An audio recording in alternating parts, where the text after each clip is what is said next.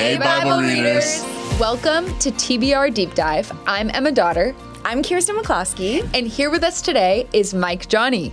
Hey, Hi. Mike. Hi. Thanks for coming. Thanks for having me. For those who've never met you, they don't know you, would you just share a little bit about what you do?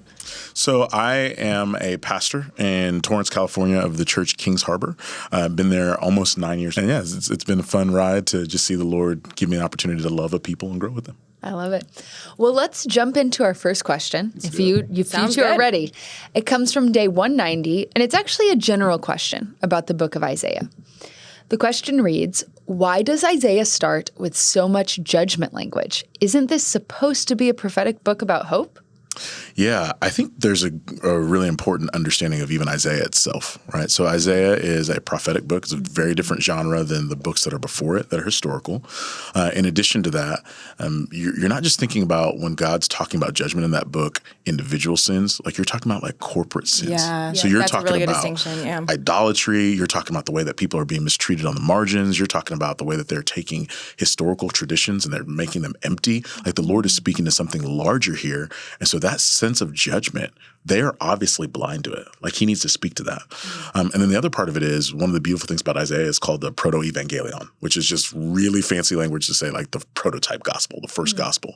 And it's important in the gospel message to not just talk about the hope and the mercy that God brings, but also the sin that he's confronting. And so it's not this idea of judgment instead of hope. It's hope that is born out of God's righteous judgment. So I just think it's important as you think through those things. Yeah, that's such a great point. Yeah, I think obviously this book ultimately ends with that hope. God will restore Israel. He'll bring them back from exile. But they have to know the state that they're in. Exactly. You can't just God is not just going to wash over that and say this isn't a big deal. It's him insisting on an honest diagnosis of the present reality. Yes. Yep.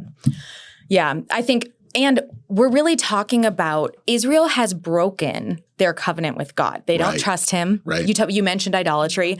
They're worshiping idols.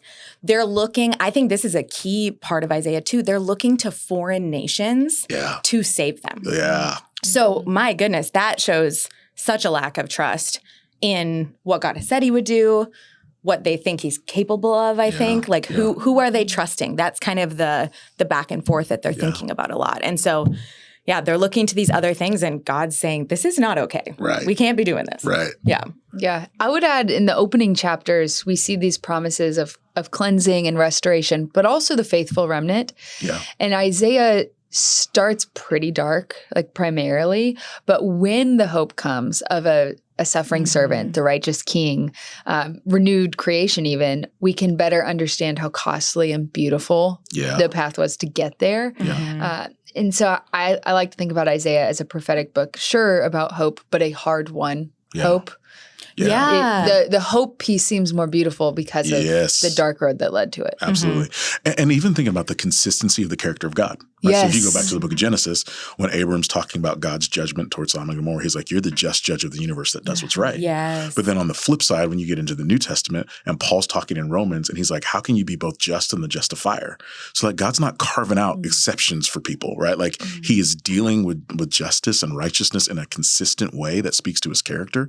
And so if Isaiah lacked that, as bad as things were, if it was just like, hey, let me give you a bunch of hope, it would say something negative about God's character. So for him to be just and justifier, he has to both bring the judgment and bring the mercy and the hope that comes with that judgment. Yeah, that's right. And the other thing I was thinking about with Isaiah too is that this is such a long book. And so it can feel, I think that's a little bit of where this question is coming from of like, okay, this is really kind of a lot here at the beginning. And, we only get these chapters at the end. But Isaiah's saying these things, hearing these things from God, preaching them to the people over a really long period of time. Absolutely. Yeah, and I think that's important because the question implies an assumption that the purpose of the book is hope. But it's a prophetic book that's being spoken in the Old Testament period. Right. So it's a time when people did need correction. People did need to be redirected. They did need to be reminded, hey, if you don't do what God says, there's consequences, or because you didn't do what God said, there were consequences. And so I almost wonder if it's a slight mislabeling to say that it's primarily about hope. Okay. It's about, we need to recognize. Yeah, it's about Isaiah sharing God's message to the people, right. But to shoehorn that in as it's only supposed to be about hope. Right. Feels like a little bit of a mislabeling to me. Yeah. Well, and I think even to pit judgment versus hope is part of this labeling too, right? But I think you're right. Like what Isaiah is doing in that moment is speaking the words of God to his people who have obviously not been listening to those words. Right. So it's like there's this unique tension of like, I got to get your attention. Like that's the role of the prophet is, hey, you are not doing what you're supposed to do. Let me bring the Lord's voice as correction for it. So of course it's going to be a little bit more intense than getting a rub on the back. Yes. Agreed. Yeah. Love it. All right. Let's go ahead and tackle our next question. Let's do it. Sound good? This question is coming from day 190, specifically Isaiah 2:2. So I'm going to read that verse for us. Isaiah 2:2. In the last days, the mountain of the Lord's house will be the highest of all, the most important place on earth. It will be raised above the other hills, and the people from all over the world will stream there to worship. So the question is, what does Isaiah mean by in the last days or in the future days? Was this future days for Israel or is this for us? What's going on here? But yeah, I think that language of the last days, right? Like there's a $10 word for it, eschatology. Oh, I love, wait, a $10 word? Yeah. I've never heard that before. That's incredible. So and so it's just this idea of the study of last things or the study of last days. Yep. And so even when you think about the biblical story, the way that the authors often talk about it is they talk about the present age and the age that is to come. And so this idea of there is this moment that God's going to do something that pulls us into his completed future. Now there's debate about when that happens exactly. Yes, There's different views of that, but at least kind of setting up the idea of what is it talking about with last days is this understanding of when is God going to bring all of his will to bear in our created order. Okay. Yeah. Totally. Yeah. I was thinking about Isaiah using this phrase to signal God's long range purpose. Yeah. So it's not just necessarily a single date on a timeline. Right. And as you said, this eschatological language, $10 word, often points to a future time when God will finally set things right. His rules fully established. It's unmistakable. But for Isaiah's original audience, this future hope was for Israel. Like what is right now we're, have these foreign nations rising up. What's going to happen to us? And so there's this immediate fulfillment and this future fulfillment. It's like, yes, is this about Israel? Yes. Is this about when Jesus returns and makes everything right?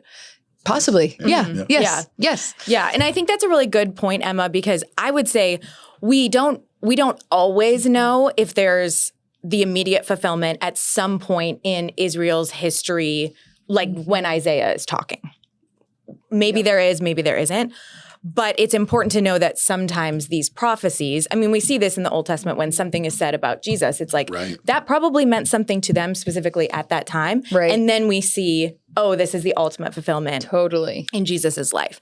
But so we want to understand that there's kind of these two different ways. It's possible something's happening in Israel's within 10 years or something like that, and also in the future. But I think when we talk about this term, if we're talking about it more like the future events, so that would be the last days referring to Christ's return, final judgment, and the resurrection of the dead. So this would mark the full establishment of God's kingdom. Right. So that would be option A. Option B, other people think that these future days have already started, but are not fully realized yet. Yeah. So this view would hold that when Jesus rose from the dead and ascended into heaven, the last days began, but we don't see the full reality of them yet. And that we're still awaiting that at Jesus' return. That's right. Yeah. Yeah. So does that make sense? Yeah. It does. I like that view because I think I often find that the future days or the last days find ultimate clarity in Jesus. And so whether we understand what the immediate audience would have understood or not, it's typically a pretty safe bet that there will be a future fulfillment in Jesus. Would you say that's a good practice when we approach passages like this one? I think so, right? Like, and Isaiah does this a lot. So I'll give another example. Isaiah 7, when you're reading those verses that are Christmas verses. Yes. Like Isaiah chapter 8, Isaiah has a kid. That is part of like, oh, this is happening, right? Yeah. But obviously it also points to Jesus. So there's this sense of, this immediate relevance, but also something that's being fulfilled through Jesus and will ultimately be fulfilled through Jesus. When you read things like the nation streaming in, that kind of happened in Isaiah, but not in a positive way, right? Yes. But like that's the goal. And like when we see the church being inaugurated, there's the nations flowing in, but it's not going to fully happen until we get to the end of what Jesus is doing in his return. So yeah, I think there's this, I'm going to use this language that may be too $10 language, progressive revelation, right? Like we're beginning to see things come into clearer focus in an immediate sense that are evidence of how it's going to happen in an ultimate sense. Yeah, totally. Yeah. And I think what's cool as we're talking about different options for this and the reality that potentially some part of this prophecy was fulfilled right there, as Isaiah was speaking over the next 12 years or something, or it's fulfilled later. It's all about that hope and expectation. Absolutely. Like everything is looking forward to Christ's return. So hope and expectation for God's ultimate victory, God's ultimate restoration. Yeah. He's making all things right. And these promises will be fulfilled. Yeah. So it's just a timing difference. Yeah. Okay. The next question comes from day 191, specifically from Isaiah 5, 1 through 7. So to give us a little summary of what's happening there, it's a song about a vineyard that represents God's people, Israel and Judah, and God lovingly planted and cared for the vineyard, expecting it to produce good fruit, justice, righteousness, but instead it produced bad fruit. And so because of that, judgment's coming. But let me read verses 5 and 6 for us specifically before I give you the question. And now I will tell you what I will do to my vineyard. I will remove its hedge, and it shall be devoured. I will break down its wall, and it shall be trampled down. I will make it a waste. It shall not be pruned or hoed, and briars and thorns shall grow up. I will also command the clouds that they rain no rain upon it. So the question is, why does God get angry at his own vineyard if he's the one who planted it? Yeah. I mean, I think short answer, God's angry because Israel is constantly and continually breaking their covenant with him. Right. So if we're kind of following the vineyard metaphor, and you alluded to this a little bit, Emma, as you're setting this up, Isaiah is presenting to us the grapes, so the people of Israel. They're wild, they're rebellious, and despite being planted and cultivated and cared for by God, they are producing fruit that doesn't match that. So they should have been luscious, beautiful, delicious grapes, but they're rotten. They don't taste right. Like, what's going on here? Sour grapes. Yeah, exactly. So they're bitter, they're bad, they do what they want. They're not matching what should have been the outcome of their situation. Yeah. Yeah. I'm going to confess something. Okay. It's a safe space. Yeah. You just need to know my imposter syndrome at this moment. I am awful at gardening. And so my church makes fun of me anytime I use a gardening metaphor. I'm a 44-year-old man. My dad won't let me mow the front lawn. And so there's the sense of, I probably shouldn't speak to this question, but there's this reality that think about what Isaiah is doing. He's pulling this like vineyard, garden, agricultural metaphor, and you think about the garden and all that the Lord did in love for Adam and Eve, giving them everything that they need in the garden. And then the moment that they're supposed to prove their faithfulness or show their faithfulness and dedication to him, they produce something else. And so like even for somebody that was reading this in that day and age to like link that to the biblical story of, oh yeah, that's what happened. That's what keeps happening over and over again, that God is giving all this loving care, that he's plucked us out of this wilderness where we couldn't flourish and put us in this beautiful place where we could grow. He's protected us from our enemies. He's given us what we need. And we keep showing up in constant rebellion, breaking his faithfulness, right? Well, of course you would be angry. Of course you would be frustrated that it's like, I've put all of this into you over and over again to show my affection and my steadfast covenant love towards you. And you keep producing something else. You keep running to idols and enemy nations, right? Like, of course, this isn't how it should be. Right. Yeah. I think it's important to distinguish between God's anger as righteous anger versus anger that leads to sin. Yes. Because someone could read this question and think, oh, God's angry, anger's bad. Right. And that's not necessarily true. Right. It's a relational anger where he wants what's best for his people. And because they're choosing sin, really, what isn't best. He's upset, but he's not upset because he's this uncontrollable like madman with anger management. Right. Yeah. He's upset Yeah. because he cares deeply about them and he wants what's best for them. Yes. And they're choosing what's wrong. Right. It's not good for them to be wild and rebellious. Right. Like that was not what they were. Yeah. That's not what he created the nation of Israel to Right. be. Right. That wasn't the goal. Yeah, it's not his temper. It's his justice Yes. at play here. Yes. Yeah. It goes back to the previous question about God's judgment and hope in the book of Isaiah, right? Yes. Like judgment is not inherently bad. In fact, for God to be who he is, he has to judge faithfully. He has to deal with sin faithfully. Yeah. Okay. That's such a good point. What would you say to the person who's reading Isaiah and they're like, I don't know, it seems like God's really harsh? Yeah. Because it does at times. You know, I think it would be awful, the opposite, if God withheld justice, withheld speaking to this directly, and let Israel continue to descend more and more into unfaithfulness. And so I'm a father of two boys, and I constantly am providing correction, not because I enjoy providing correction, but because I love them so much I don't want to see them continue to descend into foolish things. Yeah. And so I'm like, I'm trying to stop it here before it gets worse. I'm trying to make you aware of it. And then the flip side, like to have all these charges against you and never know, right? To know that you've done all these things wrong, but not be told that you're doing them wrong. Like we've all had that happen in relationships. Yeah. And so for the Lord And that's frustrating. Right. And so for the Lord to explicitly say, this is how you're violating our covenant together, stop. Yeah. And then to provide a merciful way to come out of it, that's actually a really loving, not a harsh thing. Oh, yeah. I think that's such a good thing to keep in mind, no matter which prophetic book we're reading, is that the prophets are looking back to the laws that God gave them, the covenant that God gave them at Mount Sinai that was reinforced with Deuteronomy to that next generation, like the renewing of the covenant. Yeah.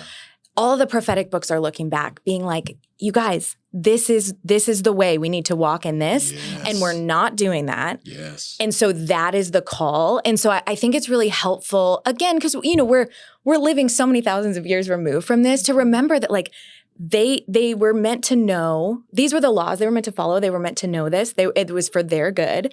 And so it's not like they're out, that Israel's like, oh, we never knew we were supposed to do this or that, or, you know, that it was something that they were aware of. And so the prophets are God's mercy in the midst of saying to them, yes, I'm going to judge you for this, because the goal is repentance and that they come back. Exactly. So yeah, I think it can be hard when you're slogging through, you know, like a really long prophetic book, but I think that's such a good thing to keep in mind. Yeah. And it's a good reminder, like the illustration about parenting in a good father, the grace and love of the parent doesn't cancel out the responsibility of the kid to make good choices. Yes. And so being chosen doesn't exempt Israel from the call to faithfulness. It actually intensifies the call to it.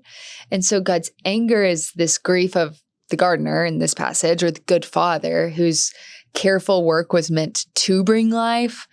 And these people are refusing to do what he's asked them to do. So there's like a rightfully earned judgment. And because God is loving and cares deeply, he's not going to call their fruitless injustices fine and say that it's okay. He can't gloss over it. Yeah. Great point. Good. All right, let's go ahead and move on to our next question. We're switching over to Amos now. So Mixing it up. Day 192. This question comes from Amos 5:18, which I'll go ahead and read for us. What sorrow awaits you who say, if only the day of the Lord were here. You have no idea what you are wishing for. That day will bring darkness, not light. So the question is, why would the Israelites have been wishing for the day of the Lord? Should I be looking forward to this? It's a great question. It's so interesting because they're so eager for the day of the Lord. And Amos is like, hey, guys. You don't want this.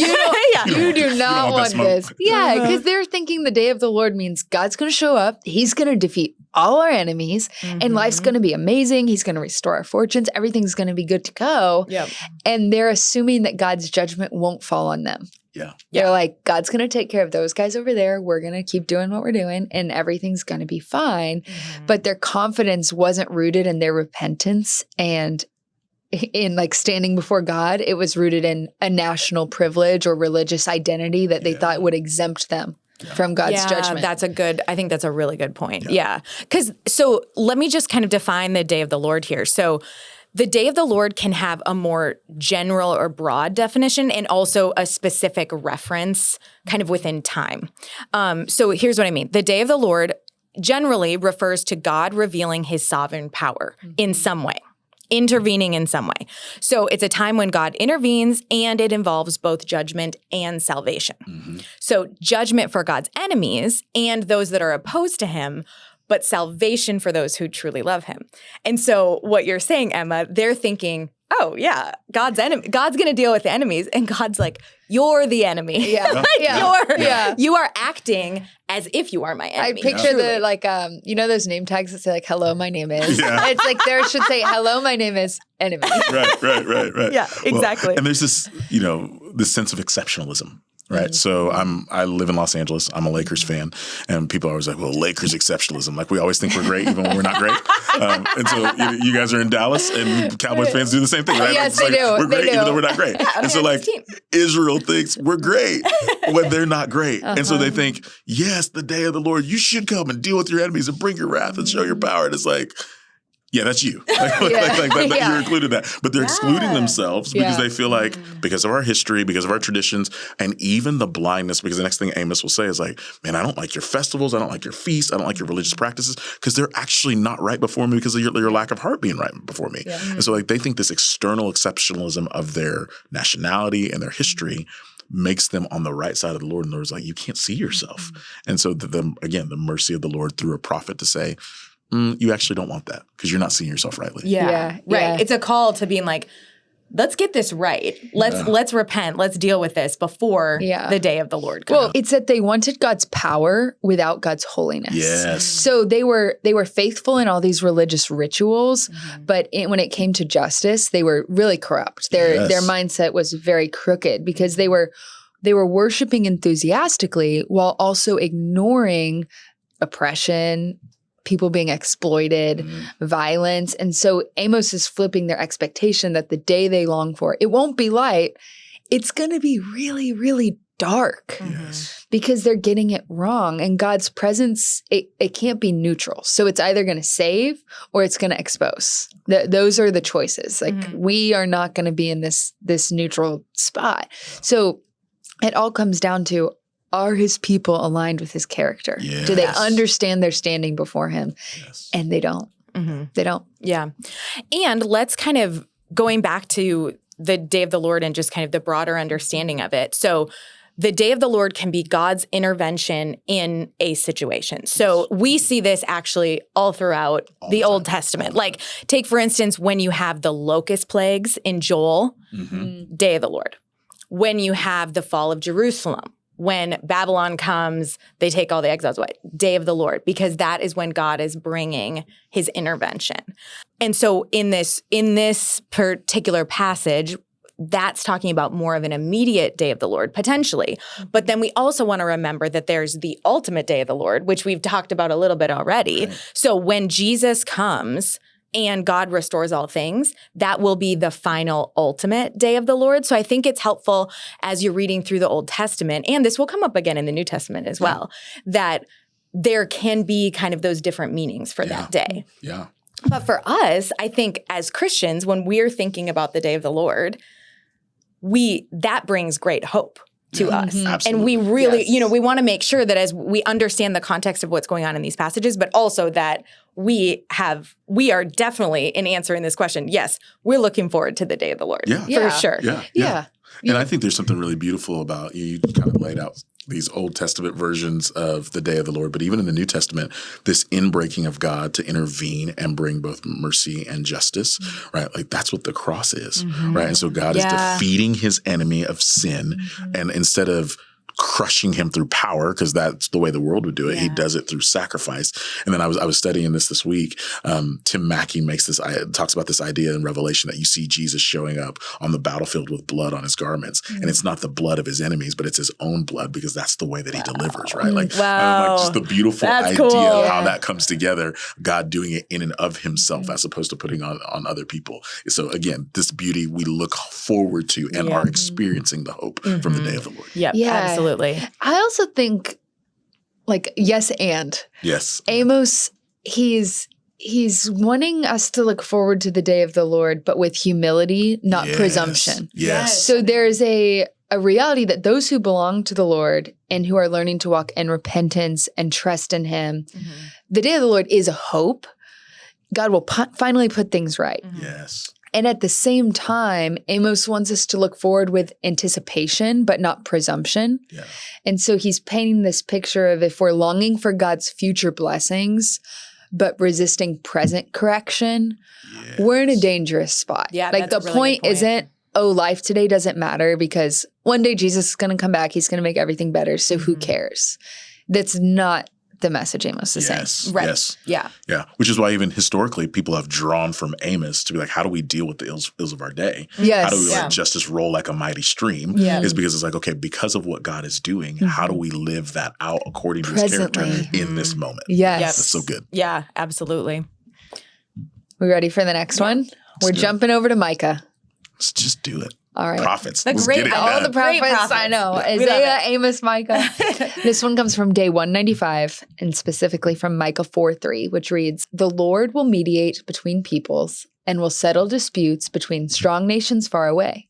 They will hammer their swords into plowshares and their spears into pruning hooks. Nation will no longer fight against nation nor train for war anymore."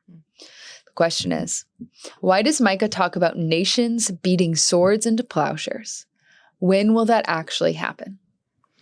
Yeah, so this gets back to our question that we were talking about before about future days or the last days mentioned in Isaiah. And so how people are understanding this prophetic fulfillment kind of depends on whether they're thinking, okay, we're the last days already inaugurated, already brought in by Jesus, or is it only talking about that future day of Christ's return? So option A would see these events as only referring to the future. So this kind of peace will happen during the future reign of Christ, and only then can really that true peace be experienced. Option B would see the image of beating swords into plowshares as symbolic of the kind of peace that Christ brings right now. Because of his sacrifice, humanity was reconciled with God and can be reconciled with each other. So that peace is available. Yes. Yeah, I think there's some really beautiful historical context to this too, right? Yeah. So like in that day and age, one of the things that an oppressing nation would do is they would take away your weapons so you don't fight back. And so oftentimes you'd have to like try and take your farming implements and turn them into weapons.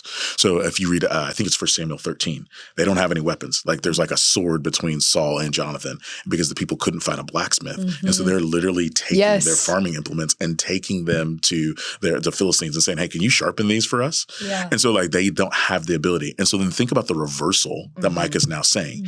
Now you've got this new reigning, ruling, righteous king.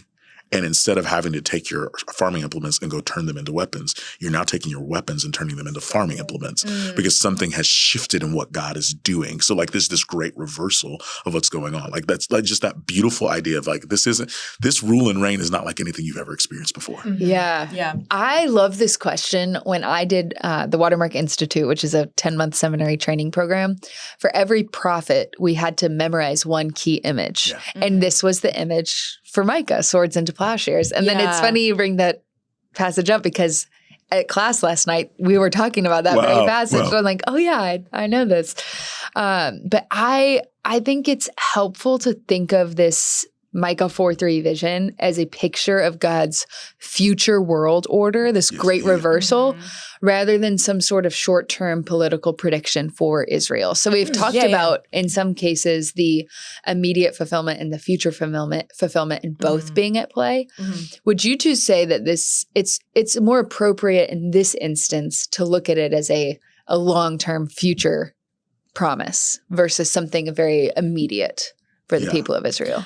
I mean, probably because of what they're seeing in their relatively immediate future, which is nations oppressing them in exile. Yeah. You know, so I think it does paint a more future picture that even we are still looking forward to. But also I think that's where I'm always one in, with kind of these theological camps that people put themselves in. I'm always like, I feel like the middle is still fine, So I'm always like, I see both of your sides and I still want to somehow be in the middle. Yeah. So I think for me, it's like, this is a beautiful picture of the kind of peace that Christ has opened up for us and made available to us between us and God, us and our neighbor. Like, yes, this is something that I want to apply to my life and I want to be thinking about and I want to be living out. Yeah. And also, I look around in the world and people are not beating their, I want to make sure I say it right. Beating their, yes, exactly, right. Yeah. They're not doing that, you know? So I think it's a little bit of that both and that is helpful. Yeah, I agree too. And then like even when I think about Revelation 21, right, this image of the city of God that has no doors or gates because there's nobody with weapons to attack it, right? Like that image is not just a specific political nation. It's this new kingdom that is the size of the world. And the nations are flowing into it. Yeah. So this idea of this happening, I think we see evidences and moments of it, right? Like every time a world conflict stops, right? I hope we're seeing this is what it could be, but it's not fully here yet. Right. Like it will be when Jesus fully completes his work, but it's not here yet. So I think that tension we're living in is beautiful. Yeah. I mean, the already not yet, like we're living in that so much. Yeah. Yeah. All right. Well, Mike, thank you so much for coming. Thanks for having me. It was such a joy. Yeah, thank you. Thank you guys so much. Thanks for taking a deep dive with us. We'll see you again next week as we continue to read, understand, and love the Bible and the God who wrote it.